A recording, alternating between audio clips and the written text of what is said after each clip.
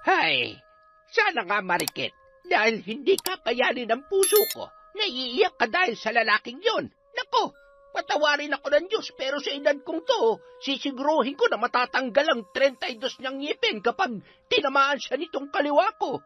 Hindi ako makapapayag na makalapit ka pa uli sa pamilya ko. Kailangan mong pagbayaran ng kawalang-hiyan mo. Ayaw ko sanang gumanti dahil ayaw ko magsayang ng oras sa'yo. Pero sobra na, Betty. Hindi ko na kaya pang sikmurahin ang ginagawa mo. Tingnan ko lang kapag nawala ng kagandahang ipinagmamalaki mo.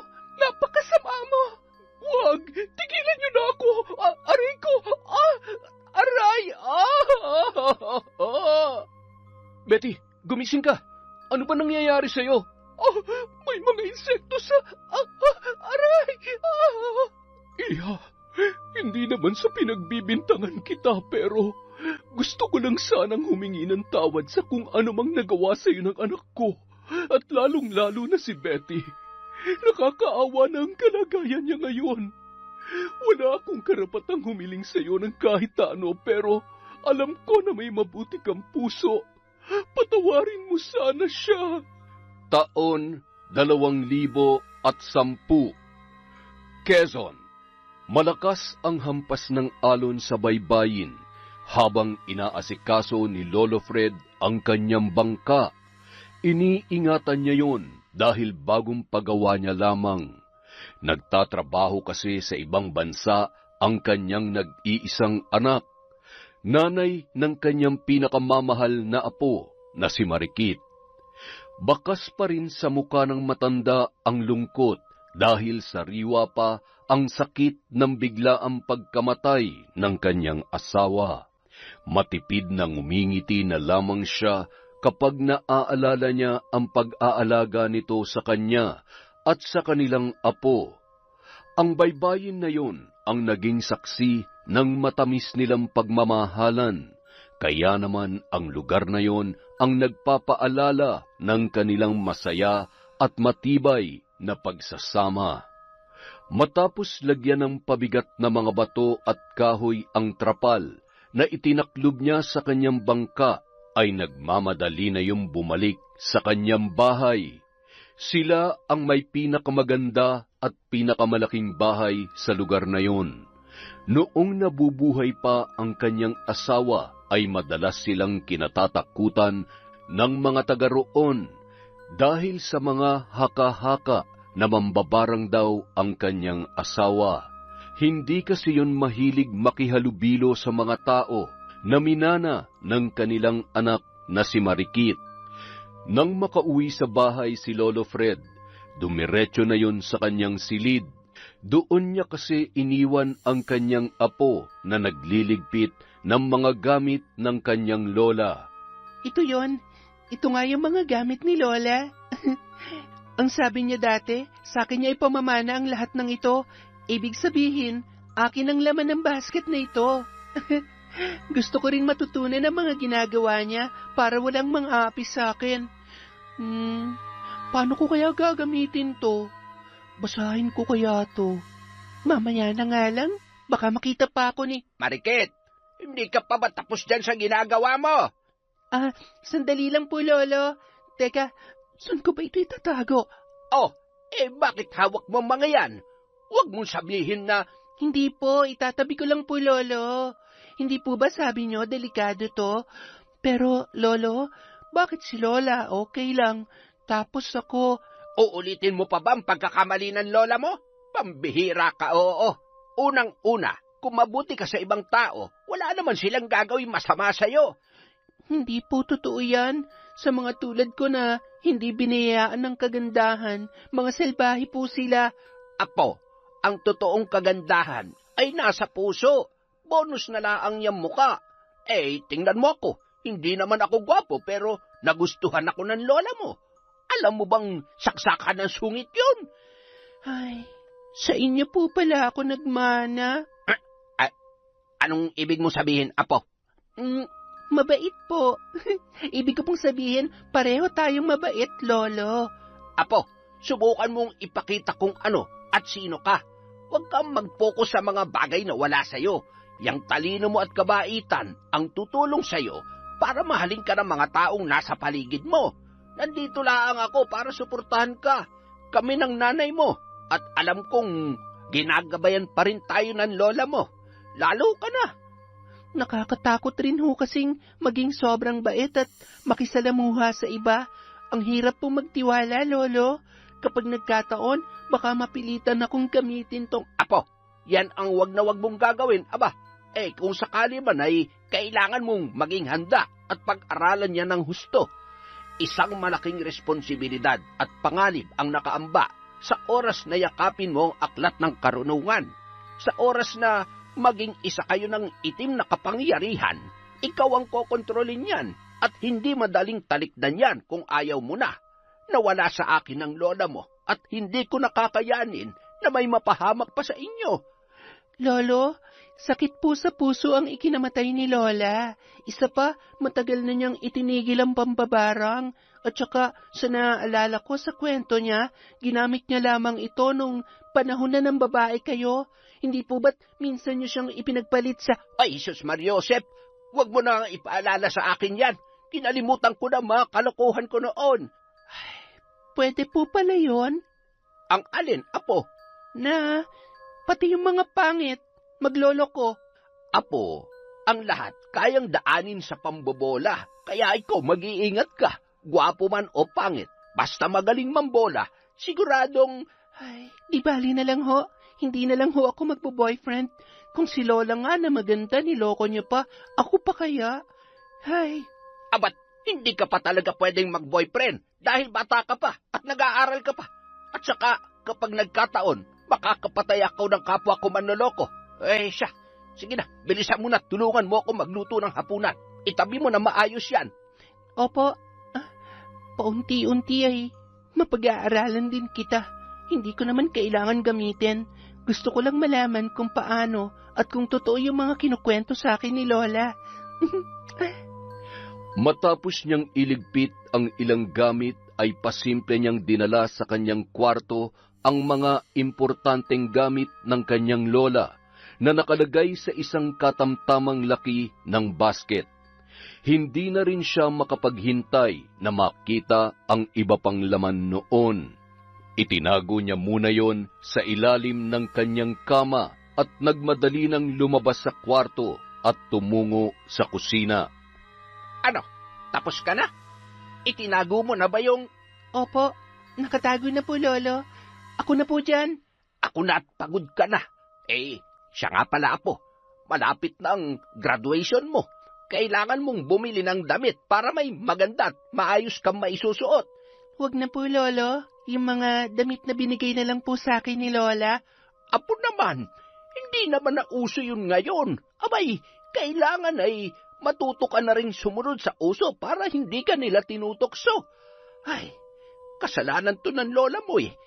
Ay nako, dalaga ka na. Kailangan mo nang baguhin ang mga nakagawian mo. Matuto kang makisalamuha sa iba. Tsaka huwag mong sayangin ang pagkakataon na maipakita ang kakayahan mo, na may potensyal ka. Lolo, hindi ko kailangan baguhin ang sarili ko para sa ibang tao. Naniniwala ako na makakahanap rin ako ng mga kaibigan na tanggap ako sa kung anong itsura ko. Yung hindi pipintasan tong sungki-sungking ngipin ko, kulot na buhok, sunog na balat, at malaking ilong ko. Sa totoo lang, Lolo, kaya ko naman sanang makipagsabayan sa mga kaklase ko. Kaya lang, natatakot ako magkamali kasi yung iba, pinagtatawanan nila. Ako pa kaya? Kaya mas minabuti ko na makinig na lamang at magsasalita lamang kapag tinawag na ako ng teacher ko. Kaya lang, hindi rin nila ako gaanong napapansin eh. Bakit hindi ka nila tinatawag? Meron ba silang paborito? Wala naman po. Ano po kasi, nagtatago talaga ako sa likod nung kaklase ko na medyo mataba. Ay nako pong bata ka, oo. Ay siya, kumuha ka na ng pinggan at nang makakain na tayo. Ang sarap ng ulam natin, Lolo ah. Alam niyo po, maliban sa mabait kayo, naiintindihan ko na kung bakit kayong pinili at minahal ni Lola. Ay, Jesus Mariosep kang bata ka, oo. Nambola ka pa. Umupo ka na't sigurado ko nagutom lamang yan. Masayang nagkukwentuhan sina Marikit at Lolo Fred habang kumakain ng hapunan. Pagkatapos, si Marikit na ang nagpresenta na magliligpit at maghuhugas ng kanilang pinagkainan. Bago naman pumasok ang matanda, ay siniguro niya muna na nakasara ang kanilang pinto at mga bintana. Apo, pagkatapos mo dyan ay matulog ka na at may pasok ka pa bukas, ha? Lolo, Sabado po bukas. Wala po kaming pasok. Ay, ganun ba? Siya sige, pero huwag ka na magpupuyat nang hindi na madagdagan yung mga alaga mo sa mukha, ha? Opo, matulog na rin po kayo. Good night, Lolo. Sana po dalawin kayo ni Lola sa panaginip. Sana nga't nang mahalikan ko siya. Nang gabi ring yun, sinimulang aralin ni Marikit ang aklat ng karunungan, hanggang sa unti-unti niya nang nauunawaan at natututunan kung paano yun gamitin. Maliban sa pambabarang ay mas napagtuunan niya ng pansin ang panggagamot. Minsan na rin naman siyang tinuruan ng kanyang lola nung yon ay nabubuhay pa. Makalipas ang 3 taon, kahit paano ay malaki na rin ang pagbabago sa dalaga. Natuto na rin yung manamit ng mas maayos. Maraming humahanga sa ganda ng hubog ng kanyang katawan at katangkaran, ngunit marami pa rin ang mapanlait na mga mata na pinipintasan ang kanyang itsura. Nag-aaral na sa isang universidad si Marikit sa kursong BS Agriculture. May mangilan-ngilan na rin siyang mga kaibigan na naituturing. Si Paulo naman, na anak ng kapitbahay nilang si Aling Veronica, ay mahigit 1 taon na rin niyang kasintahan nung panahon na yon. Bandang 5:00 ng hapon, pagkababa niya ng tricycle, ay agad niyang nakita na kumakaway si Paulo. Agad naman yung lumapit sa kanya at kinuha ang kanyang bag. Kumusta? Napagod ka ba? Hindi naman. Kanina ka pa ba naghihintay? Kumusta na ang nanay mo? Magaling na ba siya? Nilalagnat pa ba? Medyo okay naman na siya kanina, mahal. Kaya lang, pabalik-balik yung lagnat at masakit din daw ang katawan niya. Siguro, trangkaso. Siguro nga.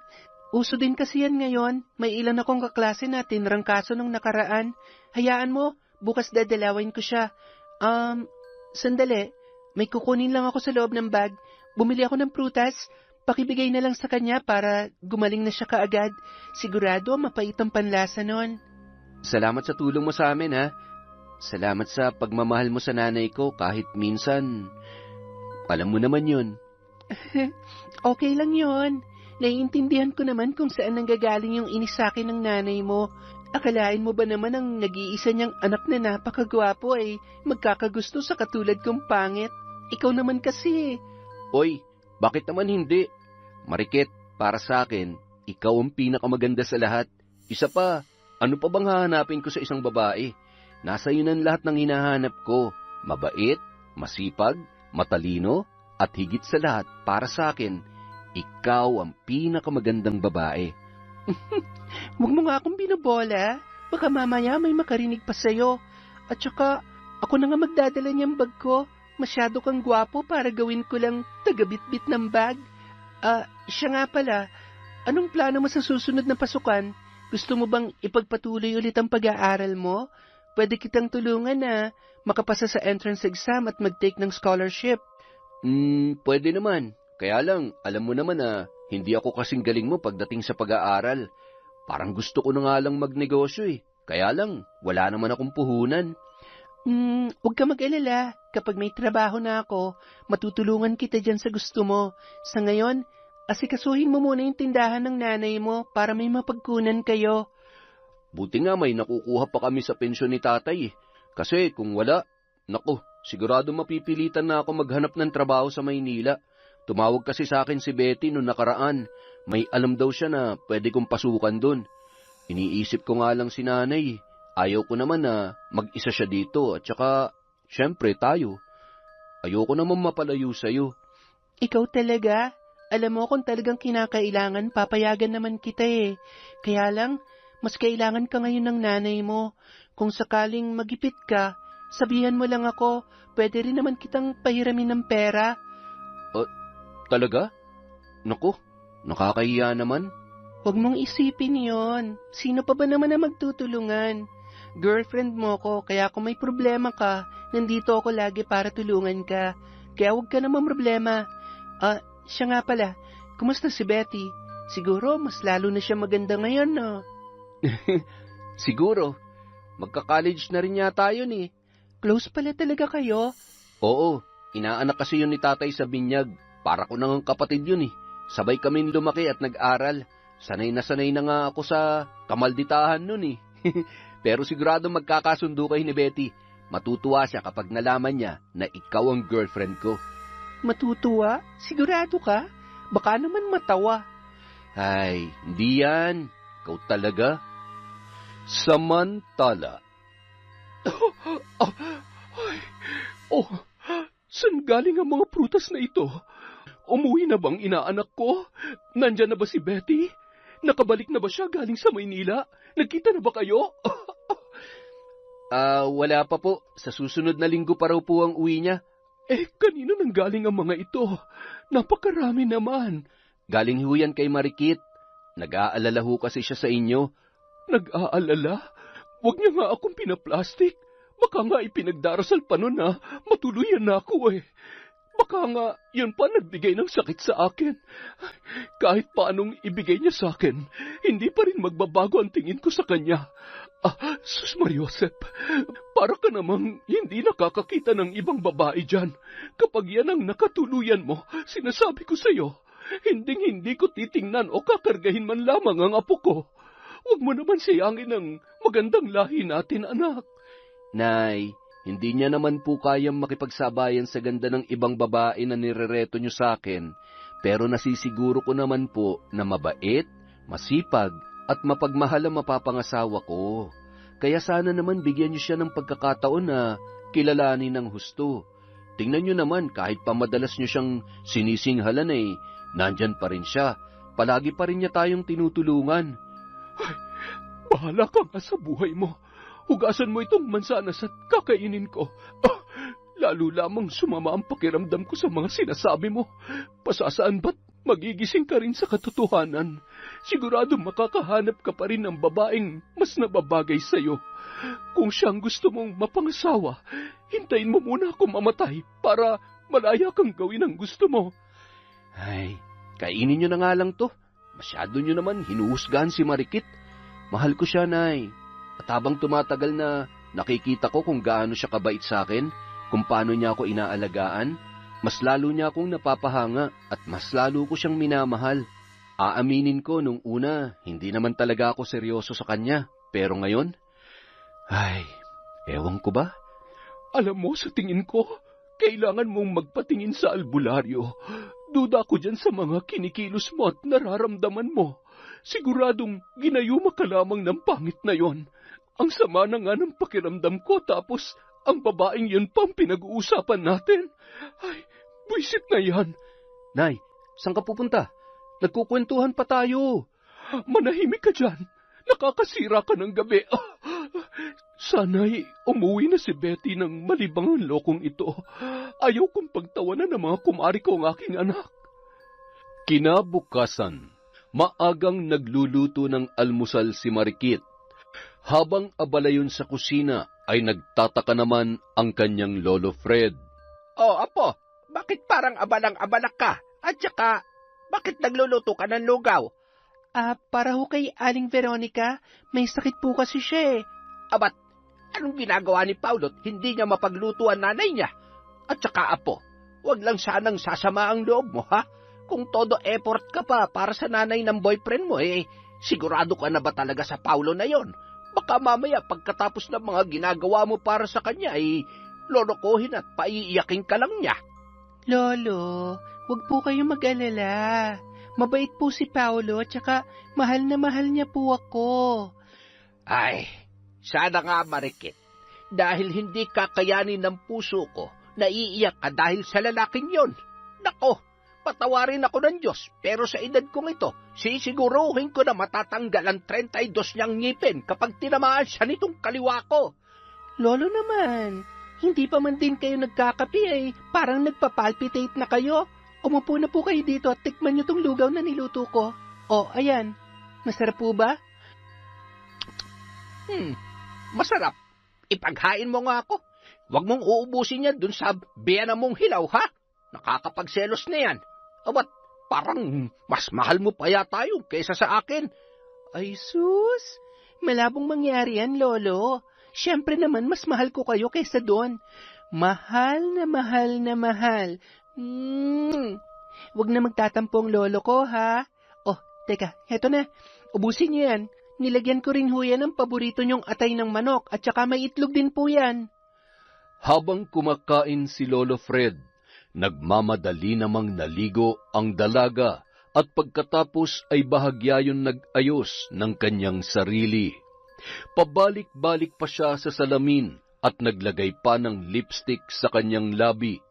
Napabuntong hininga na lamang yun at bumalik sa kusina para kunin ang dadalhin niyang almusal para kay Aling Veronica. Lolo, pupunta na po ako kina... Sige na. Huwag ka masyado magtatagal doon, ha? Tsaka, bawasan mo nga yung lipstick mo. Para kang sinapak na 10 lalaki sa kapulahan, eh. Opo, eto na. Bye, Lo. Ay, kinakabahan talaga ako dito sa apo kong ito, eh. Mukhang kaunting-kunti na lang, eh. Siya na itong magpo-propose kay Paulo. Samantala, Tao po. Tutuloy na po ako. Paulo, Aling Veronica. Oh, si Nanay Veronica. Mahal, ikaw pala. Inuubo na rin ako mula kaninang madaling araw at nilalagnat. Pwede mo bang tingnan si nanay sa kwarto niya? Para kasing naririnig ko rin siyang dumadaing kanina eh. Ang sakit na rin ng katawan ko kasi. Nako, nahawa ka na rin sa trangkaso niya. Nilalagnat ka na rin. Sandali lang ha, babalikan kita agad. Nag-aalalang tumungo ang dalaga sa kwarto na bahagyang nakaawang ang pinto.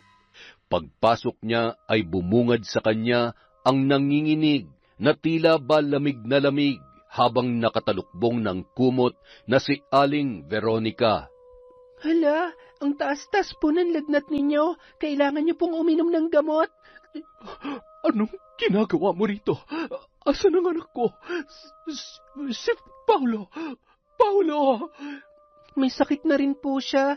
Nahawahan niyo po yata ng trangkaso. Ako na lang po muna mag-aasikaso sa inyo. Sandali lang ho ha. Kukuha lang po ako ng almusal niyo para makainom kayo ng gamot. Nagluto po ako ng lugaw. Sandali lang po. Nagmamadaling tumungo sa kusina si Marikit matapos kunin ang inilapag niyang kaserola sa may sala na may lamang lugaw. Kumuha siya ng 2 mangkok at sinandukan yon. Pagkatapos ay dinala niya kay Paulo ang isa. Ipinatong niya yun sa center table at hinila papalapit sa pahabang upuan kung saan nakahiga ang binata. Inalalayan niya yun umupo at ikinuha na rin ng tubig at gamot. Kaya ko na to, mahal. Si nanay na munang asikasuhin mo. Pasensya ka na, ha? Okay lang. Buti na lang at wala akong pasok ngayon. Inumin mo na yung gamot mo. Tawagin mo na lamang ako, ha? Pakakainin ko muna nanay mo. Nilalamig siya at mataas pa rin ang lagnat niya. At agad nang nagtungo si Marikit sa kwarto ni Aling Veronica. Ano ba yan? Baka naman may lason yan. Grabe naman ho kayo. Bakit ko naman ho kayo lalasunin? Sige na ho, bumangon na ho muna kayo. O, kapit ho kayo sa akin. Ayan, susubuan ko ho kayo. Huwag po kayo mag-alala, malinis at wala po itong lason. Siguruhin mo lamang, kapag ako'y namatay dahil sa lintik na lugaw na yan, mumultuhin kita. Masarap naman palang magluto ang bruhang ito. Mabait nga siya, pero kapag nakikita ko ang pagmumukha ay talaga namang lalo yatang tumataas ang lagnat ko. Okay lang po ba kayo? Hindi niyo po ba nagustuhan? Maalat. Oo, sobrang alat. At gusto mo yata akong magkasakit sa apdo. Talaga ho? Naku, pasensya na. Medyo mataas ho siguro ang panimpla ko. Humihilab na naman ang sikmura ko. Nakukulangan na ata ako sa tagay. Pasensya na. Pakipunasan na lang. Hindi ko kayang bumangon eh. Ay, naku po. Ayos lang po ba talaga kayo? Okay lang ho yan. Lilinisin ko na lang po. Huwag ho kayo mag-alala. May alam naman po ako ng konti sa panggagamot. Uuwi lang ho ako saglit para kunin yung langis na panghilot at mga halamang gamot. Maya-maya nyo na lang po inumin tong gamot kapag kumalma na ang tiyan nyo at baka isukan nyo lang. Ihiga mo na nga lang muna ako. Ang sama talaga ng pakiramdam ko. Para kung umiilalim sa higaan. Mukhang magiging makatotohanan nga yung sinabi ko. Huwag naman sana. Gusto ko pa rin makasiguro na hindi ang pangit na itong makakatuluyan ni Paulo. Ay. Nagmamadaling umalis ang dalaga matapos linisin ang sahig na sinukahan ni Aling Veronica. Si Marikit naman pasimpleng kinuha ang gamit niya sa panggagamot. Bilang pa lamang sa kamay ang sinubukan niyang gamutin at ang mga yon ay kanilang mga kapitbahay lamang. Mga pamilya na hikahus sa buhay at walang perang pampagamot sa ospital. Samantala, si Lolo Fred naman ay nasa may di kalayuan sa kanilang bahay. Nang makita niya ang bitbit na bag ng kanyang apo, ay batid niya na manggagamot yon. Aba, mukha yatang mas lalo siya nagkaka-interes sa panggagamot okay na rin dahil nakakatulong siya sa mga taga rito. Unti-unti ay nabago niya ang tingin ng mga tao sa pamilya namin. At mas maigi na rin kesa matuto siyang maglaro ng manika at karayom na iniwan ang kanya lola. Ay nako, dalaga na nga talaga ang apo ko. Hindi ko na makontrol sa mga gusto niya pero kailangan ko pa rin maging malakas para sa kanya. Alam kong hindi magiging madali para sa kanya kung pati ako'y mawawala. Lalo na kapag nalaman niya na may iba pang pamilya ang nanay at tatay niya. Ay, kung alam lamang nila kung gaano sila kaswerte na may anak silang matalino at mabuti ang puso. Ay, nako. Samantala, nang makarating si Marikit, ay agad niyang inasikaso ang mag-ina. Pareho niyang pinalitan ang mga damit noon na basang-basa na dahil sa pawis. Bandang 11:00 ng tanghali, hindi na napansin ni Marikit na nakaidlip na rin siya sa tabi ni Paulo na noon ay mahimbing na mahimbing sa pagkakatulog. Ramdam din ng dalaga ang pagod matapos niyang hilutin at gamutin ang mag-ina. Madalas niyang nararamdaman yon kapag nanggagamot siya, ngunit batid niya na mawawala din naman yon kaagad. Napabalikwas ang dalaga at inayos ang kanyang sarili nang marinig ang boses ng kanyang Lolo Fred. Marikit! Marikit! Ano, uuwi ka pa ba o dadalhin ko na yung aparador mo dito? Ba't sabi mo ay sandali ka lang dyan Baka naman pag uwi mo ay meron na akong apo. Ay, nako, si Lolo talaga. Lo, bakit naman kayo nag-iingay dyan? Uuwi rin ho ako mamaya kapag medyo okay na sila. Pareho po kasi silang may sakit, kaya... At kailan ka pa naging private nurse ng mga yan, ha? Ano? Uuwi ka Uuwi na po. Ay, ang ingay-ingay nyo naman Tingnan nyo tuloy yung mga chismosa, nagkukumpulan na naman. sus! Nagtaka ka pa sa mga yan. Araw-araw yan ang inaabangan niyang mga yan Hey, di bali nang hindi ba nang hali, basta may chismis, busog na busog yung mga yan. Sige na ho, Lolo. Susunod na po ako. Magpapaalam lang po muna ako kay Paulo at kay... Oo na, sige na. Dami mong palusot. Nako, sinasabi ko sa'yo, kapag ikaw na disgrasya ng lalaking pogi lang, huwag kang iiyak sa akin. Kung nabubuhay ang lola mo, malamang sa malamang, hindi lamang sermon ang aabutin mo. Napakunot noon na lamang si Marikit na pumasok sa bahay para magpaalam sa kanyang boyfriend. Hindi naman na niya inistorbo pa ang nanay ng binata dahil tulog na tulog yon. Maiwan ko muna kayo, ha? Magpagaling ka na. Inumin mo yung gamot maya-maya para di na bumalik ang lagnat mo. Nagagalit na si Lolo. Hihintayin ako nun sa labas. Babay na. Mahal, salamat ha. Napakaswerte ko talaga sa'yo. Pwede bang isa pang kiss para makabangon na ako? Ay sus, ikaw talaga. Marikit, ano na? Ay, sus Mariosep, napakainit, nabibilad ako dito. Sandali lang po, nandyan na. Nang sumunod na linggo, naging madalas ang pagkikita ni na Marikit at Paulo. Ilang araw ding umaalis si Aling Veronica dahil sa may inaasikaso at aktibo yon sa mga gawaing simbahan. Natatakot ako, Paulo. Paano kung... Huwag kang mag-alala. Hindi na tayo mga bata. Hindi naman yun ang inaalala ko eh. Ang nanay mo, alam ko na magagalit siya kapag nabuntis mo ko. Huwag kang mag-alala. Paninindigan naman kita at saka nag-iingat naman tayo. Kaya sigurado ko na hindi kita basta-basta mabubuntis. Habang nag-uusap ang dalawa, may narinig silang boses sa labas ng bahay. Agad silang bumangon at nang tingnan nila yon ay tumakbo ang babae papasok sa may balkonahe at mahigpit na niyakap si Paulo. Miss na kita. Kumusta ka na? Mas lalo kayatang gumagwapo. Si Ninang at ikaw, anong ginagawa mo rito? Di ba siya yung apo ng mambabarang dito sa atin? OMG! Huwag mong sabihin na... Betty, si Marikit, girlfriend ko siya. Girlfriend? Hanggang ngayon palabiro ka pa rin. Mukha kaya kayo magtiyahin. Totoo yung sinabi niya, girlfriend niya ako at boyfriend ko siya. Wala ring nakakatawa ron. Kung natatawa ka sa mukha ko, tingnan mo na lang ang katawan ko para may makita ka namang maganda sa akin. Mahal, uuwi na muna ako. Asikasuhin mo na muna yung kinakapatid mo. Mukhang nauuhaw, ipagtimpla mo ng juice. Uhaw na uhaw sa atensyon. Agad na tumalikod si Marikit at mabilis na naglakad papauwi. Ay, attitude yarn? Sana inaayon ang mukha sa pagmamaldita. Ang tsaka, ha? Mukhang nabinat na aswang. Ang sarap sa bunutan. Tsaka mukhang kutuhin at... Ew! Betty, wag mo namang ginaganyan yung girlfriend ko. Mabait siya at wala na akong... Hoy, okay ka lang? Hindi nakakatawa yung joke mo, ha?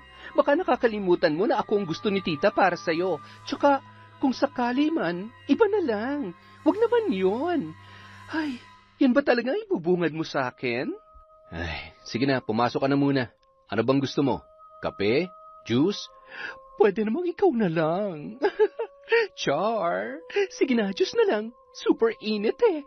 Ay, ang gwapo pa rin talaga niya. Hindi ako makapapayag na magkatuluyan kayo ng bruha na yon. Never. Ngayong nandito na ako, sisiguruhin ko na makakalimutan mo siya sa paraan na alam ko. At gusto ko, syempre. Habang nasa kusina si Paulo, sakto namang dumating si Aling Veronica. Betty, ikaw ba yan? Naku, mas lalo kang gumanda Ninang! Kanino pa po ba ako magmamana? Parang kayo lang po, Wala pa rin kupas ang ganda. Ay, syempre naman. Ay, siya. Nasaan na ba si Paulo? Nay, nandyan na po pala kayo. Abay, buti naman at inaasikaso mo tong si Betty. Eto, may binili akong tinapay sa kanto. Sakto dyan sa tinimpla mong juice, Paulo. Hanggang kailan ka ba rito? Ay, grabe naman yan. Kararating ko lang tapos gusto mo na ako agad pabalikin sa Maynila? Nagtatanong lang naman. Sus, dahil dyan, hindi na ako babalik doon. Ha? Anong ibig mong sabihin? Kasi dito ko natatapusin ang pag-aaral ko. Para naman may kasama na ulit si tatay. Medyo may nararamdaman na rin kasi yun at inatake ng sakit niya. Nako, mabuti naman. Mas mabuti na rin na nandito ka na para nalilibang-libang naman tong binata ko at makakita ng maganda. Ay naku po, maliit na bagay, Ninang. Kung ganda lang naman ang pag-uusapan, panalo tayo dyan. Ay, siya. Wala namang problema sa akin kung babalik ka sa Maynila o hindi. Basta, magpakabait ka. Huwag kang manggugulo dito. Kung hindi... Ninang, inaaway ako nitong si Paulo. Kayo talaga. Namimiss ko yung pagsumbong-sumbong ninyong ganyan ng mga bata pa kayo. Ang bilis ng panahon. Hindi na nga kayo mga bata ngayon. Sa tingin ko ay konting-konti na lang magkakaroon na ako ng apo. Nay, ibig sabihin tinatanggap niyo na kami ni Marikit bilang at bakit naman nasali ang pangalan ng bruhang yon sa usapan natin? Hindi ka man lang ba kinikilabutan dyan sa sinasabi mo? Ay, makapagbihis na nga lang muna at parang mas uminit ang pakiramdam ko dahil patawarin ako nawa ng Diyos. Ikaw naman kasi Alam mo namang hindi ba't ni Ninang tapos niligawan mo pa? Wala naman siya magagawa. Buhay ko naman to. Isa pa, hindi si nanay ang magdedesisyon para sa akin at lalong hindi ikaw. Tatamaan ka talaga sa akin, makita mo. Sige, subukan mo. Hindi ako natatakot sa'yo. Huwag mo akong subukan, Paulo. Kapag hinalikan kita dyan, baka pati pangalan mo at ng babaeng yun ay makalimutan mo. Hoy, natulala ka ngayon. Sabi ko sa'yo iba talaga tong ganda ko, diba? Mula nung araw na yun, mas marami ng oras ang iginugol ni Paulo para sa kanyang kinakapatid.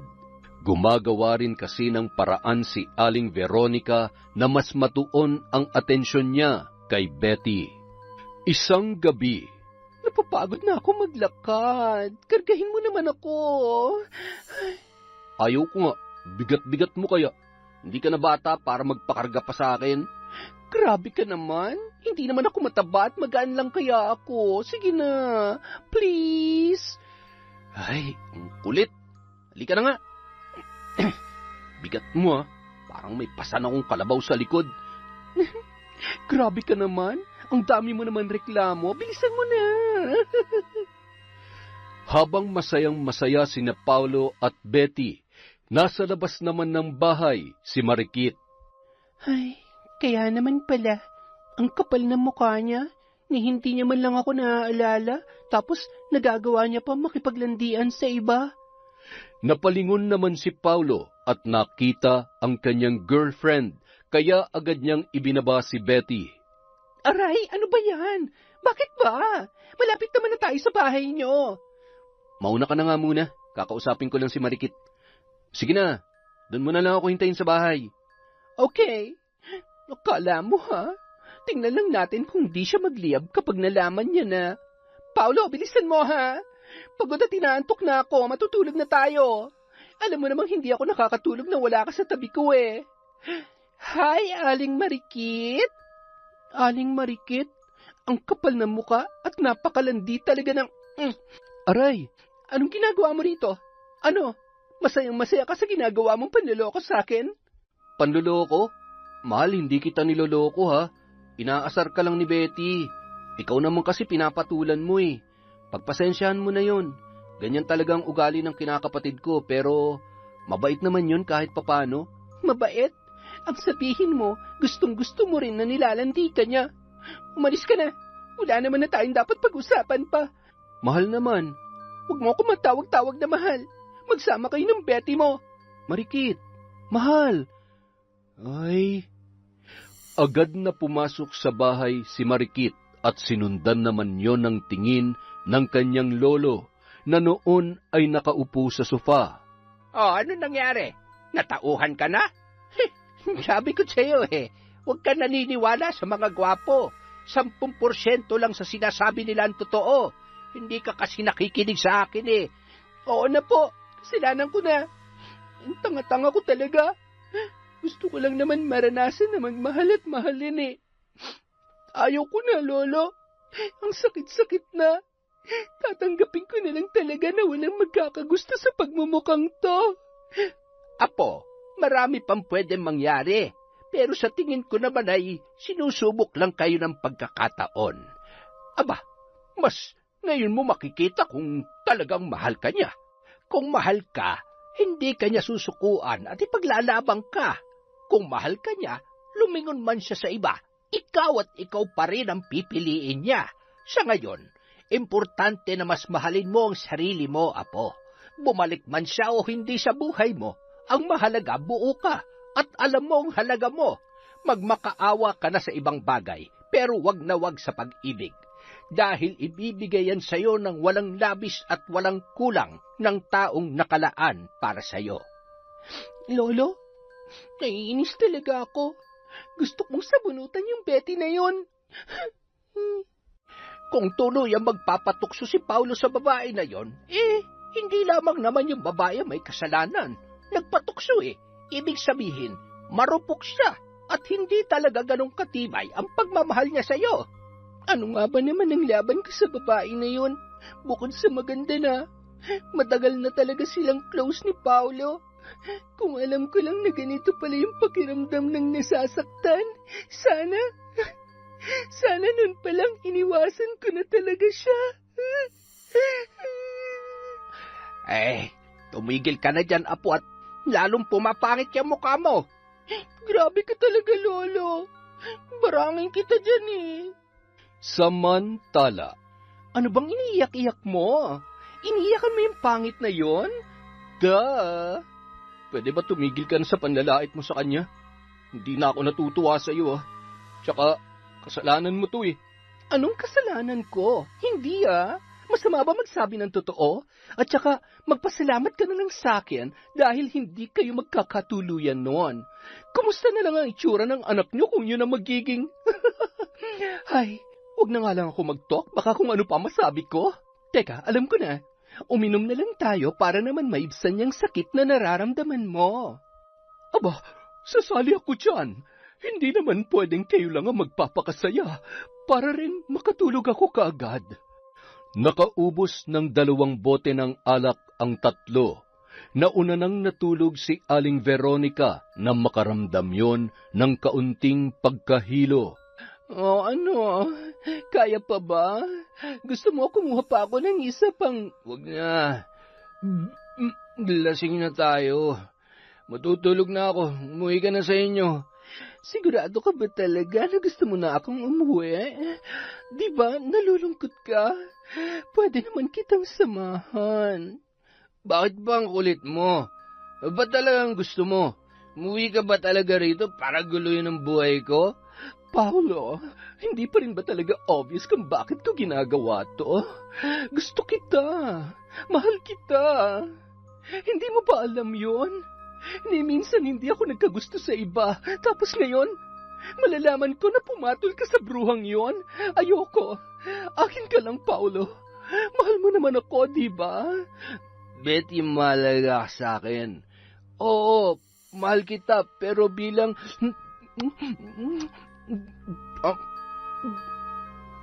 Kinaumagahan. Ang sakit ng ulo ko. Betty? Teka, anong ginagawa mo rito sa kwarto ko? Ano ba? Ano? May amnesia ka na? Betty naman, hindi pwede to. Bumangon ka dyan. Umuwi ka sa inyo. Ganon?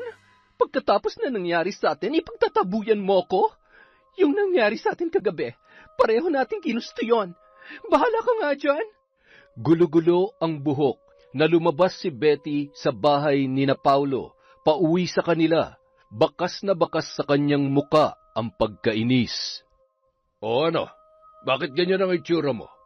Tsaka bakit ngayon ka lang umuwi? Yan bang natutunan mo sa Maynila? Umuwi kung kailan mo gusto? Pwede ba, Tay? Huwag niyo nga akong pagalitan. At saka galing naman ako kina Ninang. Iba na ngayon. Dalaga ka na. Saan ka natulog? Baka sa tabi nung... Sa kwarto ni Paulo. Ano pang gusto niyo malaman? Kung anong ginawa namin? Ba't bastos ka? Ano, sasampalin niyo ako? Sasaktan niyo rin ako katulad ng ginagawa niyo kay nanay? Sige, diyan naman kayo magaling, diba? Agad na yung pumasok sa kanyang kwarto at isinara ang pintuan. Betty! Aray ko, naninikip ang dibdib ko. Kung alam mo lang kung gaano ko pinagsisisihan ang mga ginawa ko noon, sana magkaroon pa ako ng pagkakataon na bumawi sa'yo. Makalipas ang 1 linggo. Ang sakit ng sikmura ko. Nahihilo ako at palagi na lang masakit ang ulo ko. Hindi pa rin ako dinadatnan. Regular naman ako Dapat last week pa to. Nakakainis. Anong gagawin ko? Hindi pwede to. Kailangan kong umisip ng paraan. Kung sakaling nagdadalang tao ko, dapat mapaniwala ko si Paulo na siya ang tatay ng batang nasa sinapupunan ko. Hoy, akala mo ba hindi ko napapansin? Buntis ka ba, Betty? Umamin ka. Opo, Tay. Sorry po. Sino ang tatay ng batang nasa sinapupunan mo? Magsalita ka. Tay, si Paulo po. Sinasabi ko na nga ba Tay, saan kayo pupunta? Huwag niyo pong sasaktan si Paulo. Tay!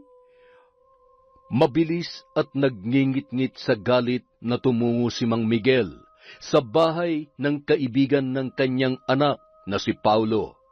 Nadatnan niya na nagsasampay si Aling Veronica. Veronica, nasaan si Paulo? Yung anak mo? Oh, paring Miguel, bakit mo ba siya hinahanap at mukhang galit ka yata? Ano ang ginawa ng anak ko? May problema ba? Binuntis na magaling mong anak si Betty. Kailangan niyang panagutan ng anak ko. Talaga? Buntis si Betty? Bakit ka naman nagagalit? Ayaw mo nun? Magkakaapo na tayo.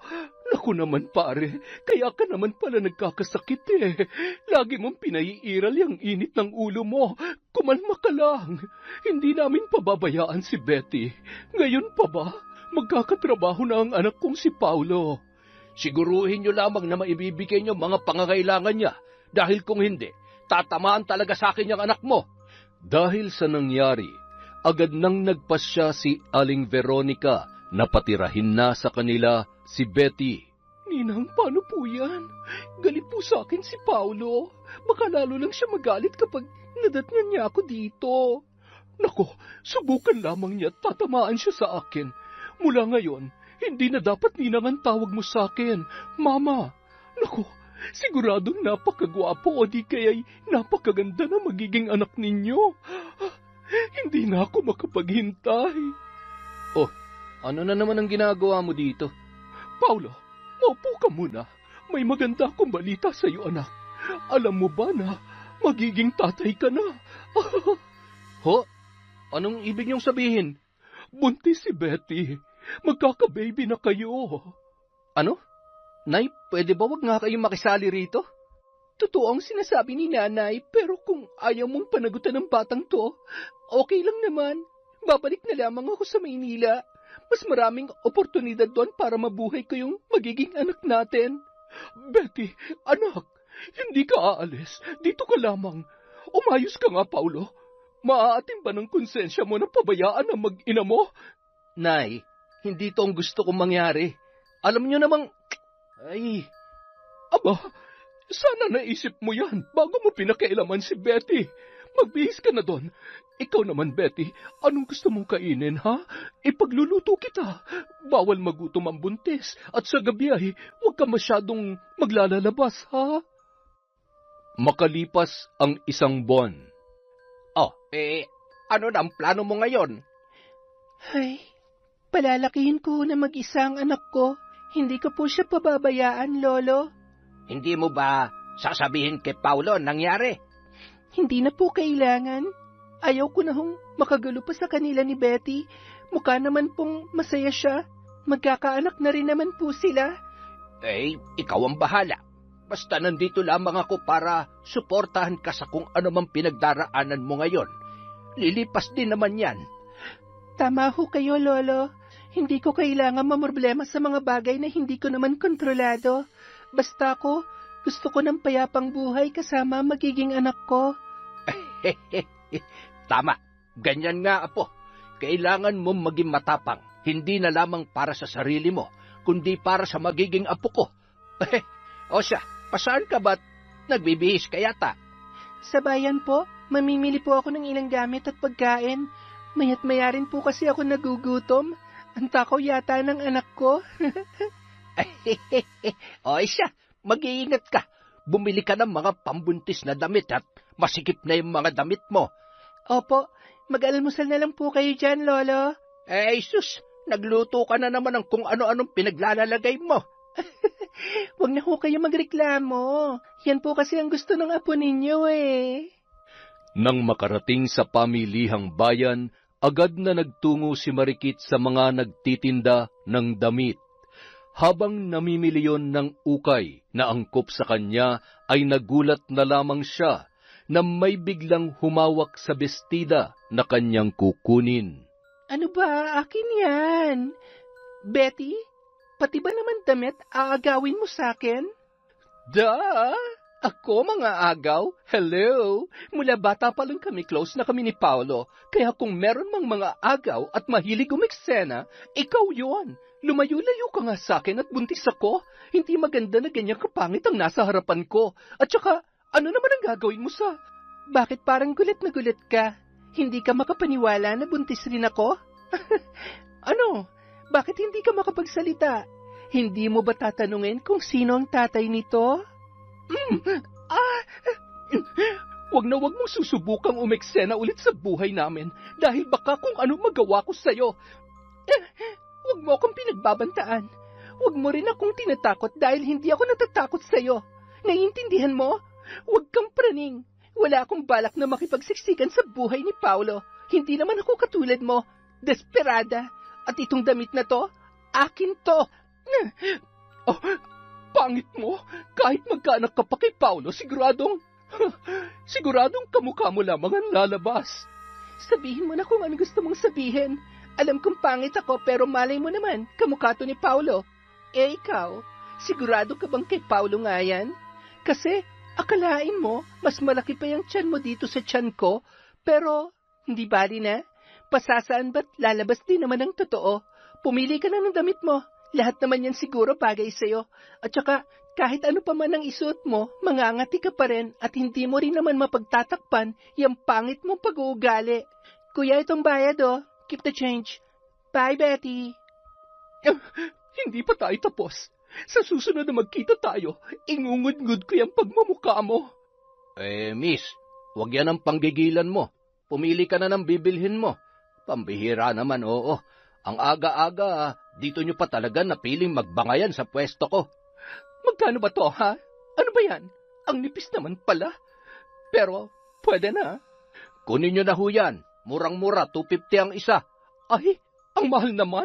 Kukulangin ang pera kong dala. Sa susunod na lang, Manong. Langhiya naman, oo. Maganda, saksakan ng sungit. Pero, wala naman palang pera. May sinasabi ka ba? Wala ho. Sabi ko ho, balik na lang kayo. Nang makauwi si Betty, kapansin-pansin ang kanyang pagkabalisa. Ano ba nangyayari sa'yo? Kanina ka pa, lakad na lakad dyan. Ma, kanina po kasi, nakita ko si Marikit. Mama, buntis siya. At ang sabi niya, yan na nga bang sinasabi ko eh.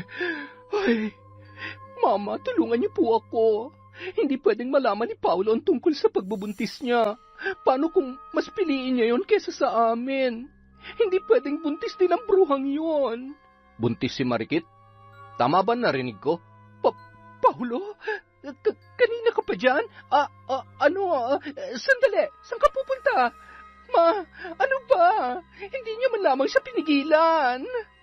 Hayaan mo't uuwi rin naman yun dito. At sa tingin ko ay malabo nang magkabalikan pa sila. Masyado nang malalim ang sugat na ibinigay niya sa Marikit na yon. Kaya natitiyak kong hindi na sila magkakaayos pa. Magpahinga ka muna at maya-maya ay pakiayos naman ang kwarto ninyo. Masyadong marumi at magulo. Ano? Bakit ako? Bawal ho ako mapagod. Paano kapag may nangyari sa baby ko? Kita nyo nang stress na ako sa bahay na to.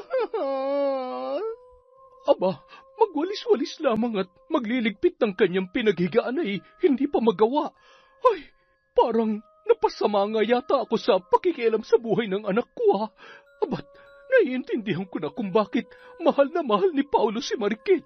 Wala palang alam tong si Betty, puro kaartehan lamang. Sus Mariosep, Kung hindi ko lamang iniisip ang apo ko ay mahahambalos ko itong malditang ito. Ay! Samantala, nadatnan ni Paulo si Lolo Fred sa may tarangkahan ng kanilang bahay. Oh, anong ginagawa mo dito? Gusto mo ba ng sakit ng katawan? Lolo, alam ko pong galit kayo sa akin at malaki po ang kasalanan na nagawa ko sa apo ninyo. Buti alam mo. Oh, ano ngayon? Saan ka kumuha ng kakapalan ng mukha para pumunta rito, ha?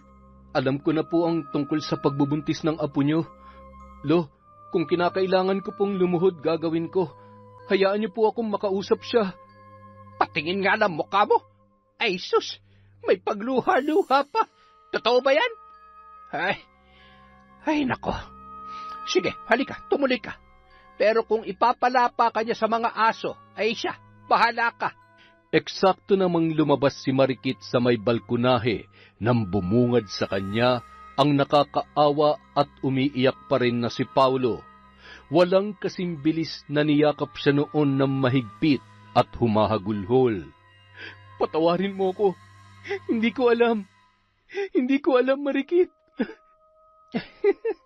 Malamang, hindi ko sinabi sa'yo at wala naman akong balak na manggulo. Siguro, praning talagang kinakasama mo. Asawa o ano man ang tawag mo kay Betty. Akalain mo, siya pa talaga nagsabi sa'yo, pero takot naman siyang maagaw kita. Ay, wala naman siyang dapat ikatakot kasi tanggap ko na. Tapos na tayo, at ang mahalaga na lang sa'kin, ang magiging kinabukasan ng anak ko. Huwag mo namang gawin sa akin to. Alam mo namang mahal na mahal kita. May karapatan din ako sa bata. Okay, sige. Kung yan ang pinoproblema mo, fine. Kapag malaki na at mauunawaan niya ng lahat, ipapakilala ko siya sa'yo. Huwag ka mag-alala. Kaya kong buhayin at bigyan ng magandang buhay ang anak ko. Marikit, hindi mo na ba ako mahal? Mahal kita. Kaya nga ayaw ko nang mas gawin pang komplikado ang buhay mo eh. Gusto ko makita at matuto ka sa mga pagkakamali mo. Sorry, Paulo. Sige na, makakaalis ka na. Nag-iwan pa ng isang mahigpit na yakap at halik sa noo si Paulo bago yun tuluyang umalis. Mula sa di kalayuan, tanaw na tanaw naman ni Betty ang pangyayaring yon. Nakakuyom ang kamao nito at nanlilisik ang mga mata. Nakakubli pa sa isang puno para hindi siya makita ni na Lolo Fredo at Paulo. O ano, sinabi ko naman sa iyo eh. Pasalamat pa rin po ako sa binigay niyong pagkakataon na makausap ko siya. Sorry po ulit, Lolo. Pero gusto ko pong malaman niyo na mahal ko po siya. Sila na magiging anak namin. Ay, nakatanaw pa si Lolo Fredo kay Paulo habang naglalakad papalayo. Papasok na rin siya sa kanilang tarangkahan nang biglang tinabig ni Betty ang matanda. Abat, bastos ka talagang. Marikit, lumabas ka dyan na pangit ka. Malandi ka, mga agaw. Hoy, bumalik ka rito. Wag mo sasaktan ang apo ko. Diyos ko po, tulungan niyo kung itaboy ang demonyitang nakapasok sa pamamahay namin. Ano na naman bang problema mo? Ikaw ang problema ko. Kahit anong gawin mo, hindi mo siya makukuha sa akin. Aray, bitiwan mong buhok ko, ano ba? Inuubos mo talagang pasensya ko, ha? Ayan, para matauhan ka. Wala akong inaagaw at agawin sa'yo. Nahihibang ka na talaga. Sinungaling! Sinabi ng tama na yan. Mga buntis kayo. Baka may madis. Pakialamero ka rin. Aray, apo, hindi ako makahinga. Anong ginawa mo? Lolo, gumising ka. Ang sama-sama mo talaga. Pagbabayaran mo to. Takot naman si Betty nang makita sa ganong kalagayan si Lolo Fred. Nagmamadaling tumakbo yon pauwi at sinabi kay Paulo ang nangyari. Agad namang sumaklolo ang mag-ina at bago pa man sila makarating, may mga nauna nang tumulong para dalhin ang matanda sa ospital.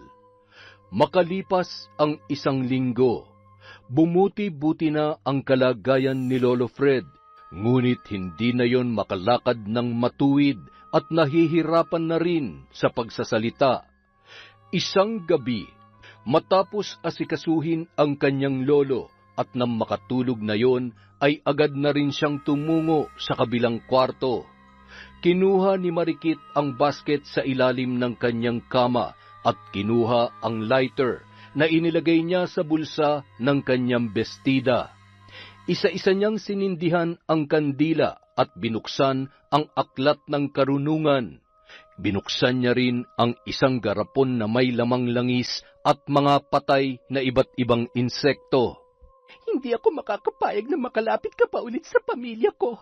Kailangan mong pagbayaran ng kawalang hiyaan mo. Ayaw ko sanang gumanti dahil ayaw ko magsayang ng oras sa'yo. Pero sobra na, Betty. Hindi ko na kaya pang sikmurain ang ginagawa mo. Tingnan ko lang kapag nawala ng kagandahang ipinagmamalaki mo. Salbahe ka, kaya dapat lang naparusahan kita sa paraang alam ko. Ano kayang pwede kong gawin sa magandang mukha nun? Punuin natin ng sama ng loob at kati-kati hanggang sa magkanda butas-butas yun at mandidiri sa sarili niyang itsura. Ano pa ba? Yung balat niya, magmimistulang longganisa sa kapulahan at maghihiyaw siya sa sobrang sakit. Mga alagad kong insekto, dalawin niyo siya sa panaginip. Sindakin niyo sa kahit anong paraan. Paiyakin natin siya at paglaruan. Kawawang Betty. Minumulto ng sarili niyang kasinungalingan. Hindi akong dahilan kung bakit mawawala ang lahat ng meron ka ngayon, kundi ang pagiging sinungaling mo. Samantala, bandang 3:00 ng madaling araw. Wag! Tigilan niyo na ako! Aray! Aray ko! Betty, gumising ka! Ano ba nangyayari sa'yo? May mga insekto sa... Aray! Bakit sobrang kate at sakit na mukha ko? Buksan mo nga ang ilaw. Ano? Bakit? Betty, ano yan? Ano na naman bang ginamit mo sa mukha mo? Hindi ba bawal sa'yo dahil buntis ka? Nay? Nay! Bahala kayo sa buhay niyo. Pagod na ako sa mga gawaing bahay. Lintik na Betty yan. Wala man lamang pakialam sa akin.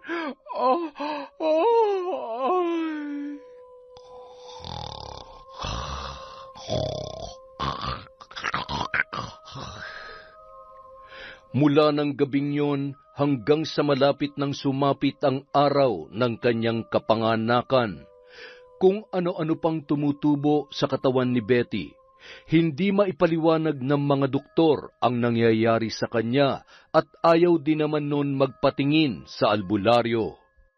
Hindi pwede to. Itapon yung mga salamin na yan. Anak, magpatingin na tayo sa albularyo. Ayoko. Ilang ulit ko bang sasabihin sa inyo? Doktor ang kailangan ko, yung mas magaling. Dalhin niyo ako sa Maynila. Anak, walang mapapalayang katigasan ng ulo mo. Gusto mo bang pati ang anak mo ay mapahamak? Bakit pa mas marunong pa kayo sa akin? Ayaw ko nga, diba? Ayaw ko! Nung mga oras na yun, may biglang naalala si Aling Veronica. Kaya naman pinuntahan niya si Marikit na noon ay naglalakad-lakad sa harap ng kanilang bahay. Marikit, iha, kumusta ka? May problema po ba? Iha, hindi naman sa pinagbibintangan kita pero gusto ko lang sanang humingi ng tawad sa kung anumang nagawa sa iyo ng anak ko. At lalong-lalo na si Betty. Nakakaawa na ang kalagayan niya ngayon.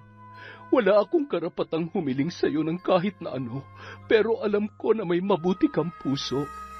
Patawarin mo na siya.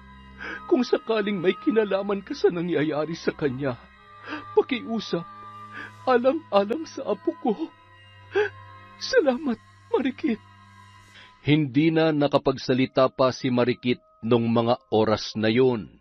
Napalunuklaway na lamang siya. Nilingon niya ang kanyang lolo na noon ay nag-e-ensayo sa paglalakad sa kanilang balkonahe. Diyos ko, patawarin niyo po ako sa nagawa ko. Patawarin niyo ako kung nagpadala ako sa galit ko. Akala ko magiging masaya ako na makaganti sa kanya. Hindi ko inisip na may inosenteng bata na madadamay. Tulungan niyo po akong itama ang mga pagkakamali ko. Pagsapit ng kabuwanan ni Betty, nagulat naman ang mag-ina dahil napaaga ang panganganak noon. Mabuti na lamang normal ang bata ng kanyang iluwal. Paulo, bakit para yatang ang layo naman ang itsura niyan sa'yo? Ma, anong sinasabi ninyo? Hindi talaga eh. Hindi mo rin naman kamuka. Lalong malayo din naman sa itsura ko. Ay, baka naman magbago ang itsura kapag malaki-laki na. Kapapanganak pa lamang naman eh.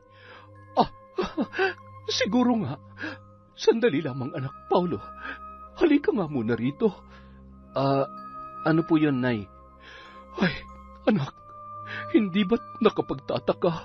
Kulot yung bata at yung ilong, pati kulay ay hindi ko rin maramdaman na apo ko siya.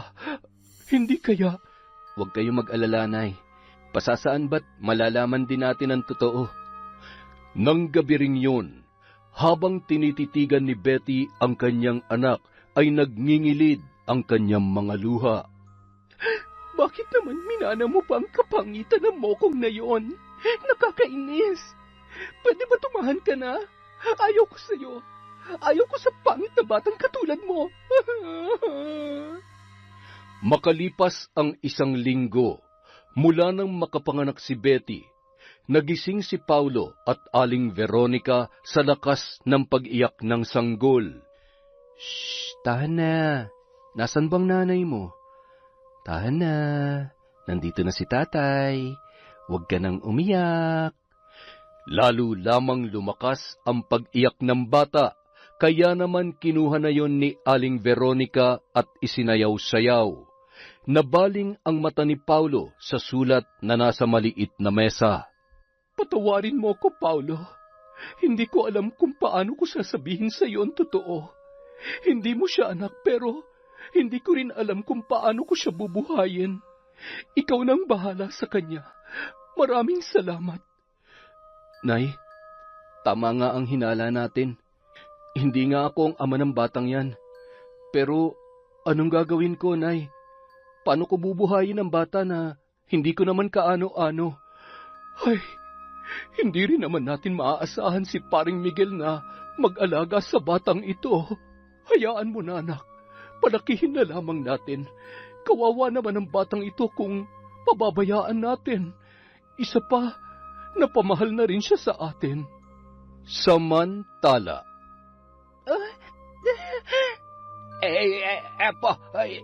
Sumasakit na ba ang tiyan mo? Sandali lamang at hihingi ako ng tulong sa mga kapitbahay natin, ha? Tatawagin ko si Paulo para naman may ambag siya sa buhay niyo mag-ina. Lolo, lalabas na ho ata ang anak ko. Aray, ako na lang ho ang hihingi ng tulong at baka kung mapano pa kayo. Ay, sus Mariosep, nabuntis ito. Nagawa pang tumakbo. Mga kapitbahay, tulong! Manganganak na ho ako! Paulo! Agad namang nagsitakbuhan ang kanilang mga kapitbahay at sakto rin ang pagdating ng isang kumadrona. Naroon si Aling Veronica at si Paulo noong mga oras na yon at nag-aabang sa paglabas ng bata. Nay! Nanay! Kamukha ko!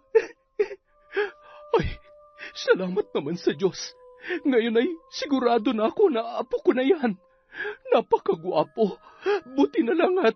Ano? Subukan mong ito na yung sasabihin mo't hahampasin kita nitong tungkod ko. Abay, pagkagwapo-gwapo nga salamat sa Diyos at hindi ko kamuka. Ano? Anong kiningisi-ngisi mo dyan, Veronica?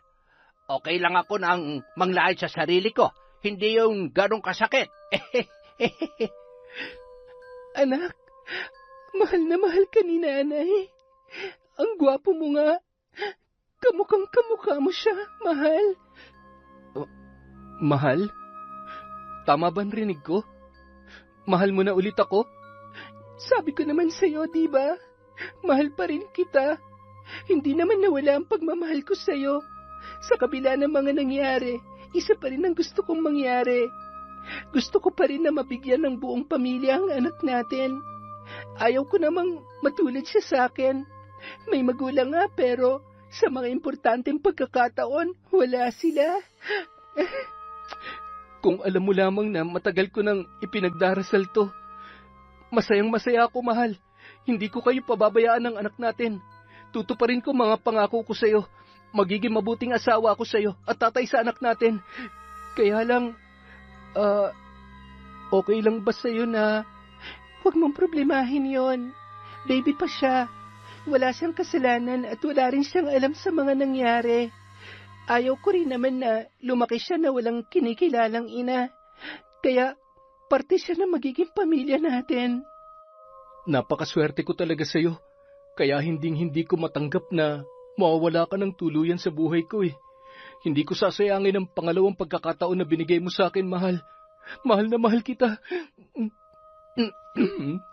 Nandito kami para, alam nyo lang, siya, uuwi na ako at baka umiiyak na yung bata. Si Miguel lamang ang naiwan doon. Marikit, iha, babalik na lamang ako, ha? Salamat sa kabaitan mo. Marami akong pagkakamali at pagkukulang sa inyo ng apo ko, pero alam ko na hindi pa huli para sa atin ang lahat.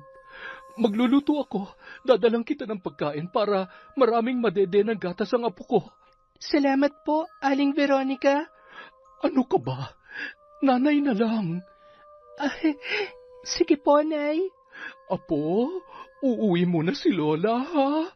Ay, sus! Napakapogi ng pinakamamahal na apo ni Lola. Sana bigyan pa ako ng mahabang buhay para masubaybayan ko pa ang paglaki ng batang ito. Kailangang maturuan na maging tunay na lalaki. Hindi manloloko katulad ng iba dyan. Lolo naman, move on na. Ay, sorry naman. May natamaan yata. Okay lang po yun. Lolo, hindi po ako naging perpekto. Nasaktan ko po ang apo nyo. Nagkamali ho ako at tinatanggap ko po yun. Pero natuto na ho ako sa pagkakamali ko. Alam ho ng Diyos kung gaano ko kamahal si Marikit. Makalipas ang 7 taon. Mga anak, huwag kayong takbo ng takbo. Ken, Rio, huwag lalabas ng bakod, ha? Di ba? Parang kailan lang. Ang liliit at karga-karga pa lang natin ang mga yan. Ngayon, ano? Napapagod ka na sa pag-aalaga sa aming 3. Oo, nakakapagod pero masayang-masaya ako. Mahal na mahal ko ang mga bata at sa mga kiss at hug lang ng mga yan, wala nang pagod. Tanggal na kaagad. Sa akin? Ay, buti na lang at mabait na rin ang asawa ko. Biro lang. Thank you, mahal. Hindi ko magagampanan lahat kung hindi dahil sa tulong mo. Lahat kinakaya natin dahil nagtutulungan tayo. Ay, kaya naman mahal na mahal ko misis ko eh. Ay sus, oo na. Alam ko yon. Kasi kung hindi mo ako mahal, hindi mo pagtsatsagaan ng... Maganda ka. Ikaw ang pinakamagandang babae sa mata ko. At higit sa lahat, walang makakapantay sa pagmamahal at paghanga ko sa kabutihan ng puso mo. Samantala. Psst! Mga bata, hali kayo. Ito may dala akong regalo para sa inyo. Wow, ang ganda. Thank you po. Bukas pa po ang birthday ko. Sino po kayo? Bakit niyo po ako binibigyan ng gift? Natutuwa lamang ako sa mababait na batang katulad mo. Kamukha mo kasi yung baby ko eh. Pwede ba kitang yakapin? Bakit po kayo umiiyak? Ang ganda-ganda po ninyo. Nasaan po ang baby nyo? Big boy na rin po siya, tulad ko. Love na love nyo rin po siya. Katulad ng mami namin, love na love niya po kami. Samantala, habang nag-uusap ang mag-asawa, napansin nila na mag-isa na lamang ang naglalarong si Ken sa loob ng bakod. Kaya napatakbo ang mag-asawa para tingnan si Rio sa labas. Rio, anak? Sinong? Sige na, bata. Aalis na ako. Marikit, Paulo. Salamat. Pasensya na. Betty, sandali. Halika, tuloy ka. Matagal ka nang hinihintay ng anak mo. Mahal, sige na.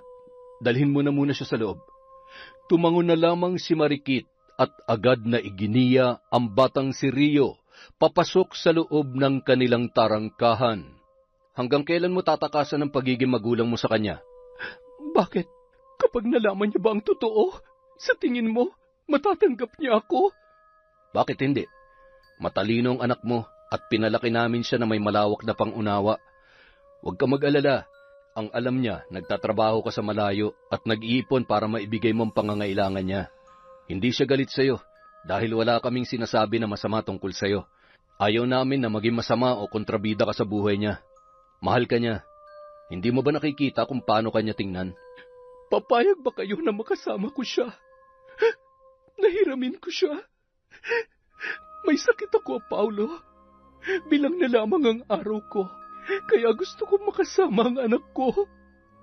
Gusto ko siya mayakap ng matagal, mahagkan, at humingi ng tawad sa mga pagkukulang ko sa kanya. Gusto kong humingi ng tawad din sa inyo ni Marikit. Patawarin niyo sana ako sa lahat ng mga nagawa ko noon. Matagal ka na naming napatawad. Kapag handa ka na makausap ang anak mo, bumalik ka na lang. Bukas ang pinto ng bahay namin para sa'yo. Nang araw ding yon, may isang tao na pinuntahan si Betty. Nadatnan niyang nakahiga, ang noon ay butot balat na lang na kanyang ama.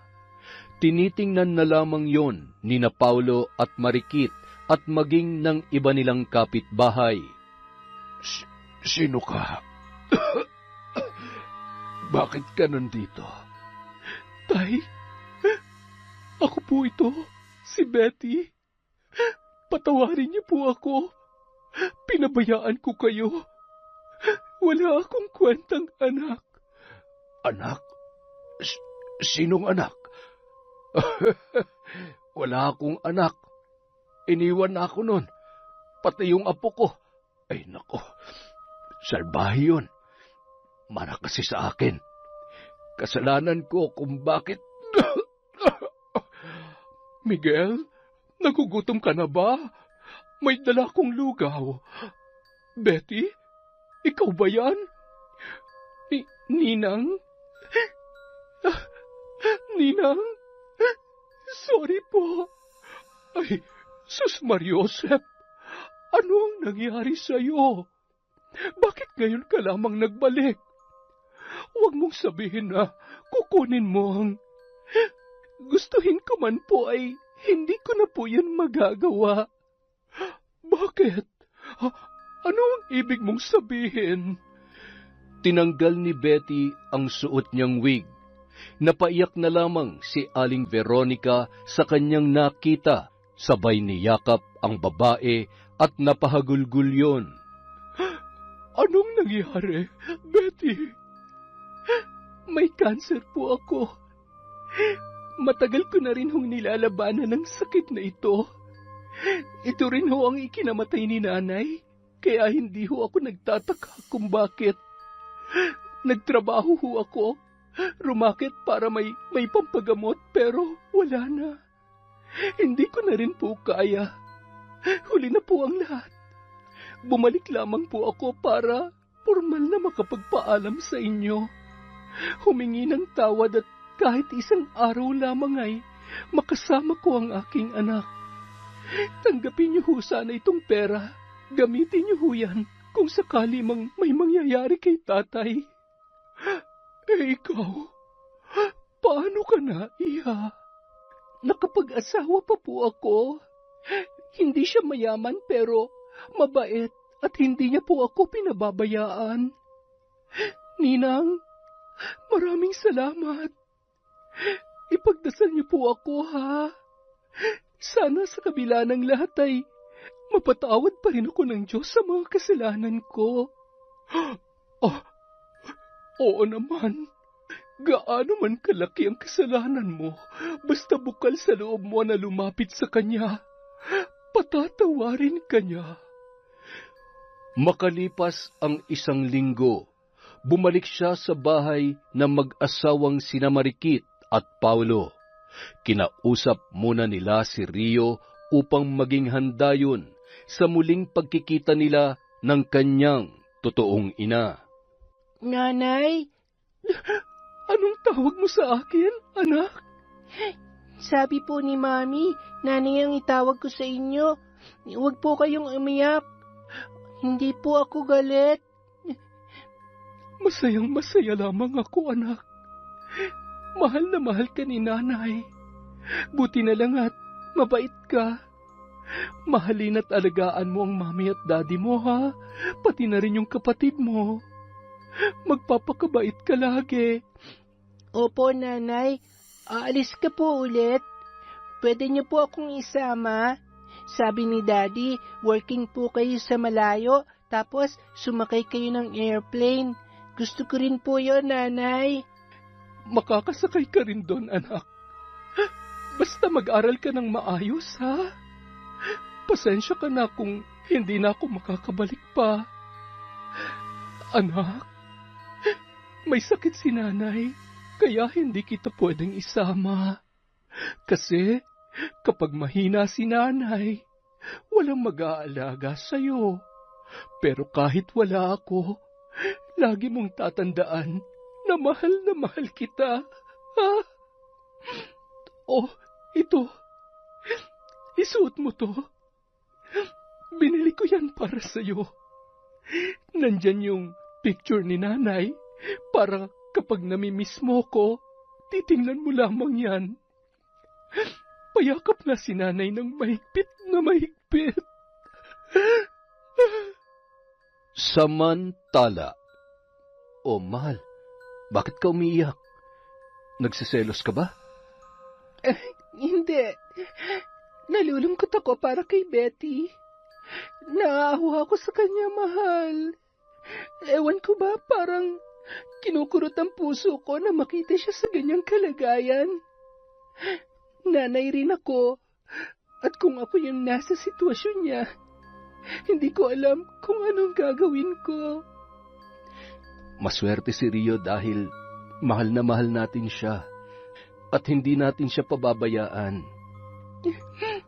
Kaya alam mo, mahal, dapat habang may pagkakataon pa tayo, matuto na tayo magpatawad. Tama lang na hindi ako nagpatalo sa galit na naramdaman ko noon. Mas pinairal ko yung pagmamahal ko sa iyo at sa anak natin. Mahirap kalaban ng oras. Hindi natin hawak ang mga mangyayari sa kinabukasan. Kaya bawat araw, nakasama ko kayo. Gusto kong maramdaman niyo kung gaano ko kayo kamahal. Tama ka, mahal. Kaya kahit oras-oras o nagsasawa ka na sa I love you at sa mga halik ko, I love you. Mahal na mahal ko kayo ng mga bata. Marikit, apo, nagugutom na ako. Ay nako, sandali lang, mahal, ha. Baka umiyak pang lolo kong makulit. Lo, heto na po. Pinalamig ka na ho to. Anong gagawin ko dyan, apo? Susubuan ko ho kayo. Di ho ba sabi nyo nagugutom kayo? Ayoko, busog ako. Nababaan niyo ako. Dali, tulungan mo ako. Lalabas na. Ay nako, si lolo talaga. Yon! Grabe ang lupit ng ending nun. Napaluha ako ron na. At dahil dyan, wala tayong shoutout. Sa susunod na po ulit, maraming salamat mula sa Kwentong Enteng.